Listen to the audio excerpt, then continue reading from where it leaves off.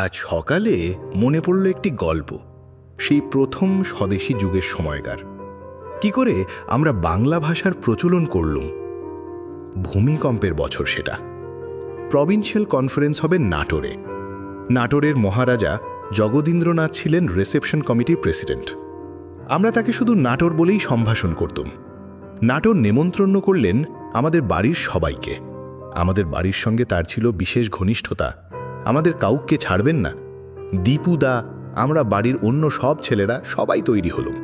রবি কাকা তো ছিলেনই, আরও অনেক নেতারা, ন্যাশনাল কংগ্রেসের চায়রাও গিয়েছিলেন। নপিসে মশাই জানকীনাথ ঘোষাল, ডব্লিউসি ব্যানার্জি, মেজো জ্যাঠা মশাই, লালমোহন ঘোষ, প্রকাণ্ড বক্তা তিনি। বড় ভালো লোক ছিলেন, আর কি সুন্দর বলতে পারতেন, কিন্তু ঝোঁক ওই ইংরেজিতে। সুরেন্দ্র বাড়ুজ্জে, আরও অনেকেই ছিলেন, সবার নাম কি মনে আসছে এখন? তৈরি তো হলুম সবাই যাবার জন্য। ভাবছি যাওয়া আসা হাঙ্গামা বড়। নাটোর বললেন, কিচ্ছু ভাবতে হবে না দাদা, ব্যবস্থা হয়ে গেল। এখান থেকে স্পেশাল ট্রেন ছাড়বে আমাদের জন্য। রওনা হলুম সবাই মিলে হই হই করতে করতে। চোকা চাপকান পরেই তৈরি হলুম। তখনও বাইরে ধুতি পরে চলাফেরা অভ্যাস হয়নি। ধুতি পাঞ্জাবি সঙ্গে নিয়েছি। নাটোর পৌঁছেই এসব খুলে ধুতি পরব। আমরা যুবকরা ছিলুম একদল। মহাফুর্তিতে ট্রেনে চড়েছি। নাটোরের ব্যবস্থা, রাস্তায় খাওয়া দাওয়ার কি আয়োজন, কিছুটি ভাবতে হচ্ছে না। স্টেশনে স্টেশনে খোঁজ খবর নেওয়া, তদারক করা, কিছুই বাদ যাচ্ছে না। মহা আরামে যাচ্ছি। সারাঘাট তো পৌঁছানো গেল। সেখানেও নাটোরের চমৎকার ব্যবস্থা। কিছু ভাববারও নেই, কিছু করবারও নেই। সোজা স্টিমারে উঠে যাওয়া। সঙ্গের মুঠঘাট, বিছানা কম্বল। নাটোর বললেন, কিছু ভেবো না, সব ঠিক আছে। আমি বললুম, আরে ভাববো না তো কি, ওতে যে ধুতি পাঞ্জাবি সব কিছুই আছে। নাটোর বললেন, আমাদের লোকজন আছে, তারা সব ব্যবস্থা করবে। দেখি নাটোরের লোকজনেরা বিছানা, বাক্স, মোটঘাট সব দুলছে, আর আমার কথা শুনে মিটিমিটি হাসছে। যাক, কিছুই যখন করবার নেই, সোজা ঝাড়া হাত পায়ে স্টিমারে নির্ভাবনায় উঠে গেলুম। পদ্মা দেখে মহা খুশি আমরা। ফুর্তি আর ধরে না। খাবার সময় হলো।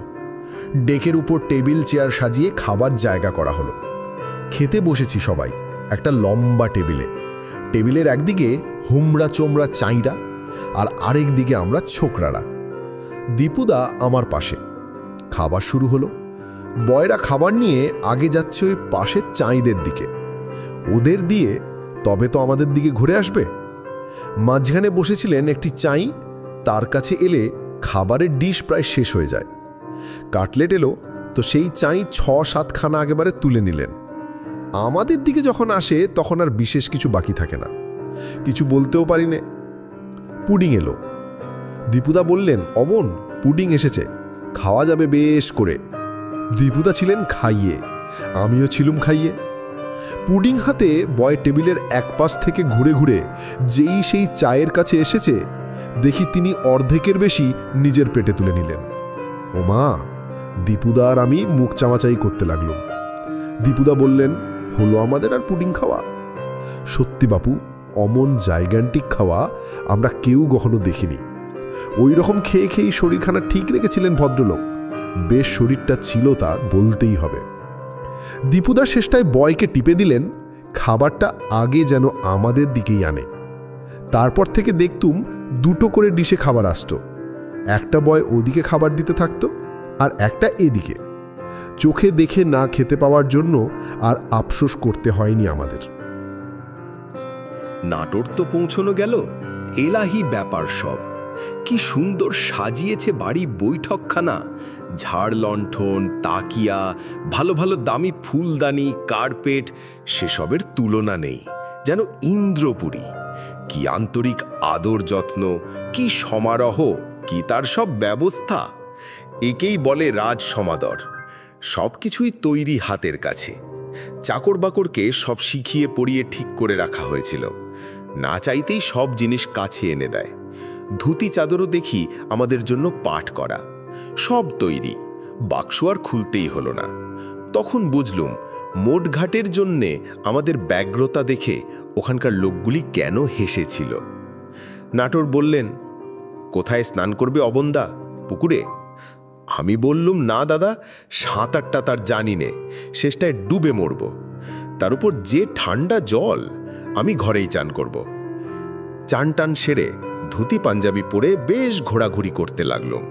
আমরা ছোকরার দল, আমাদের তেমন কোনো কাজকর্ম ছিল না। রবি কাকাদের কথা আলাদা, খাওয়া দাওয়া, ধুমধাম, গল্প গুজব। রবি কাকা ছিলেন গান বাজনাও জমত খুব। নাটোরও ছিলেন গান বাজনার বিশেষ উৎসাহী। তিনি ছিলেন রিসেপশন কমিটির প্রেসিডেন্ট, কাজেই তিনি সব ক্যাম্পে ঘুরে ঘুরে খবরাখবর করতেন। মজার কিছু ঘটনা থাকলে আমাদের ক্যাম্পে এসে খবরটাও দিয়ে যেতেন। খুব জমেছিল আমাদের। রাজ সুখে আছি। ভোরবেলা বিছানায় শুয়ে তখনও চোখ খুলিনি, চাকর এসে হাতে গড়গড়ার নল গুলি গেল। কে কখন তামাক খায়, কে দুপুরে এক বোতল সোডা, কে বিকেলে একটু ডাবের জল, সব কিছু নিখুঁতভাবে জেনে নিয়েছিল, কোথাও বিন্দুমাত্র ত্রুটি হওয়ার জো নেই। খাওয়া দাওয়ার তো কথাই নেই। ভিতর থেকে রানীমা নিজের হাতে পিঠে পায়েস করে পাঠাচ্ছেন। তার উপরে নাটোরের ব্যবস্থায় মাছ, মাংস, ডিম কিছুই বাদ যায়নি। হালুইকর বসে গেছে বাড়িতেই, নানান রকমের মিষ্টি করে দিচ্ছে এবেলা ওবেলা। আমি ঘুরে ঘুরে নাটোরের গ্রাম দেখতে লাগলুম। কোথায় কি পুরানো বাড়ি, ঘর, মন্দির সঙ্গে সঙ্গে স্কেচ করে যাচ্ছি। অনেক স্কেচ করেছি সেবারে, এখনও সেগুলো আমার কাছে আছে। চাঁদেরও অনেক স্কেচ করেছি। এখন সেগুলো দেখতে বেশ মজা লাগবে। নাটোরেরও খুব আগ্রহ। সঙ্গে করে নিয়ে গেলেন একেবারে অন্দরমহলে রানী ভবানীর ঘরে। সেখানে বেশ সুন্দর সুন্দর ইটের উপর নানা কাজ করা। ওর রাজত্বে যেখানে যা দেখবার জিনিস ঘুরে ঘুরে দেখাতে লাগলেন, আর আমি স্কেচ করে নিচ্ছি। নাটোর তো খুব খুশি। প্রায় এটা ওটা স্কেচ করে দেওয়ার জন্য ফরমাশও করতে লাগলেন। তাছাড়া আরও কত রকমের খেয়াল। শুধু আমি নয়, দলের যে যা খেয়াল করছে নাটোর তৎক্ষণাৎ তা পূরণ করছেন। ফুর্তির চোটে আমার সব অদ্ভুত খেয়াল মাথায় আসত। একদিন খেতে খেতে বললুম, কি সন্দেশ খাওয়াচ্ছেন নাটোর? টেবিলে আনতে আনতে ঠান্ডা হয়ে যাচ্ছে। গরম গরম সন্দেশ খাওয়ান দেখি। বেশ গরম গরম চায়ের সঙ্গে গরম গরম সন্দেশ খাওয়া যাবে। শুনে টেবিল শুদ্ধ সবার হো হো করে হাসি। তক্ষণি হুকুম হলো, খাবার ঘরের দরজার সামনেই হালুইকর বসে গেল। গরম গরম সন্দেশ তৈরি করে দেবে ঠিক খাবার সময়। রাউন্ড টেবিল কনফারেন্স বসল। গোল হয়ে সবাই বসেছি। মেজো জ্যাঠামশাই প্রেসাইড করবেন। নপিসামশাই জানকীনাথ ঘোষাল রিপোর্ট লিখছেন আর কলম ঝাড়ছেন। তার পাশে বসেছিলেন নাটোরের ছোট তরফের রাজা, মাথায় জরির তাজ, ঢাকায় মসলিনের চাপকান পরে। নপিসেমশাই কালি ছিটিয়ে ছিটিয়ে তার সেই সাজ কালো বুটি দাঁড় করে দিলেন। আগে থেকেই ঠিক ছিল। রবি কাকা প্রস্তাব করলেন প্রভিন্সিয়াল কনফারেন্স বাংলা ভাষায় হবে। আমরা ছোকরারা সবাই রবি কাকার দলে। আমরা বললাম, নিশ্চয়ই প্রভিন্সিয়াল কনফারেন্সে বাংলা ভাষার স্থান হওয়া চাই। রবি কাকাকে বললুম, ছেড়ো না, আমরা শেষ পর্যন্ত লড়বো এজন্য। সেই নিয়ে আমাদের বাঁধল চাঁইদের সঙ্গে। তারা আর ঘাড় পাতেন না, ছোকরার দলের কথায় আমলই দেন না। তারা বললেন, যেমন কংগ্রেসে হয় তেমনি এখানেও হবে, সব কিছু ইংরেজিতে। অনেক তর্কাতর্কির পর দুটো দল হয়ে গেল। এক দল বলবে বাংলাতে, এক দল বলবে ইংরেজিতে। সবাই মিলে গেলুম প্যান্ডেলে। বসেছি সব, কনফারেন্স আরম্ভ হবে। রবি কাকার গান ছিল। গান তো আর ইংরেজিতে হতে পারে না, বাংলা গানই হলো। সোনার বাংলা গানটা বোধহয় সেই সময়ে গাওয়া হয়েছিল। রবি কাকাকে জিজ্ঞেস করে জেনে নিও। এখন প্রেসিডেন্ট উঠেছেন স্পিচ দিতে। ইংরেজিতে যেই না মুখ খোলা, আমরা ছোকরারা যারা ছিলুম বাংলা ভাষার দলে সবাই একসঙ্গে চেঁচিয়ে উঠলুম, বাংলা বাংলা। মুখ আর খুলতেই দিই না কাউকে।